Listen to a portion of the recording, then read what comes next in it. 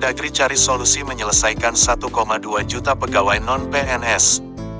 Ini skenarionya.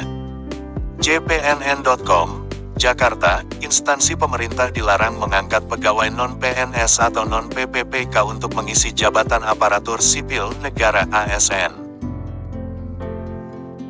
Hal tersebut sebagai amanat peraturan pemerintah PP Nomor 49 Tahun 2018 tentang Manajemen Pegawai Pemerintah dengan Perjanjian Kerja (PPPK). Selanjutnya, pegawai non-PNS yang masih menjalankan tugas di instansi pemerintah bisa diangkat menjadi PPPK bila memenuhi syarat, selambat-lambatnya 5 tahun sejak aturan ditetapkan. Itu berarti menyisakan waktu 1 tahun untuk memenuhi mandat tersebut. Kondisi itulah yang melatar belakangi Badan Strategi Kebijakan Dalam Negeri (BSKDN) Kementerian Dalam Negeri Kemendagri bersama Pemprov Jawa Tengah menggelar lokakarya bertajuk Kesiapan Pemda dalam Kebijakan Pendayagunaan Pegawai Daerah Non-ASN yang berlangsung pada tanggal 6 Oktober tahun 2022 di Kota Semarang. Banyak yang perlu segera kami tindak lanjuti, termasuk klausul dalam PP Manajemen PPPK, karena menurut data dari 30 provinsi, 267 kabupaten kota, kurang lebih ada 1,2 juta pegawai non-PNS, tutur Kepala BSKDN Kemendagri, Eko Prasetyanto dalam sambutannya. Dia melanjutkan jangan berpikir angka 1,2 juta saja. Mereka juga menanggung hidup keluarganya. Artinya, persoalan ini lebih kompleks. Oleh karenanya dia mengajak pemerintah pusat dan daerah mencari solusi bersama. Eko juga menyoroti jumlah pegawai non-PNS di Jateng. Dia mengungkapkan provinsi tersebut memiliki jumlah pegawai non-PNS cukup banyak, yakni 37.000 pegawai yang tersebar di 29 kabupaten dan 6 kota. Diperlukan beragam upaya kebijakan yang mesti disiapkan untuk meresponsnya. Salah satunya, bagaimana mempersiapkan formasi, terangnya. Hal itu kata Eko, bukan hal mudah, mengingat belanja pegawai cukup tinggi, kurang lebih 400 triliun rupiah dan ancaman resesi serta inflasi. Semua harus waspada, bagaimana solusi terbaik sehingga roda ekonomi tetap berjalan. Sementara itu, Wakil Gubernur Jawa Tengah, Taj Yassin Maimun mengingatkan jajarannya untuk terus mengikuti perkembangan aturan rekrutmen ASN. Saat ini, pemerintah tengah membenahi kejelasan status kepegawaian non-PNS. Yang paling penting kata Yassin, komunikasi dan koordinasi. Berapa besar kemampuan keuangan daerah dan disesuaikan dengan kebutuhan.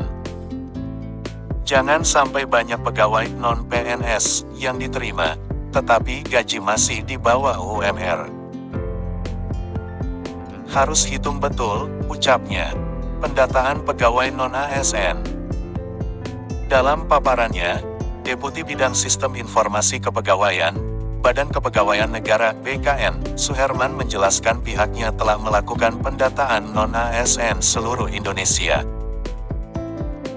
Upaya ini dilakukan agar memudahkan pemerintah dalam menyusun kebijakan sehingga tidak terjadi masalah yang berulang terkait pengangkatan tenaga non-ASN. Kondisi pertanggal 1 Oktober tahun 2022, jumlahnya pegawai non-ASN sebanyak 2.216.042 orang. Berasal dari 66 instansi pusat dan 524 pemerintah daerah, bebernya. Menanggapi hal itu, C.K. Virgowansyah, Direktur Fasilitasi Kelembagaan dan Kepegawaian Perangkat Daerah, Ditjen Otonomi Daerah Kemendagri mengingatkan potensi masalah yang bisa muncul menyoal pendataan pegawai non-PNS. Dia menjelaskan terdapat beberapa daerah yang jumlah tenaga non-PNS lebih besar jika dibandingkan dengan jumlah PNS-nya, terutama di daerah terpencil. Ini bisa menghambat jalannya pelayanan kepada masyarakat, bila mereka tidak terdata di BKN.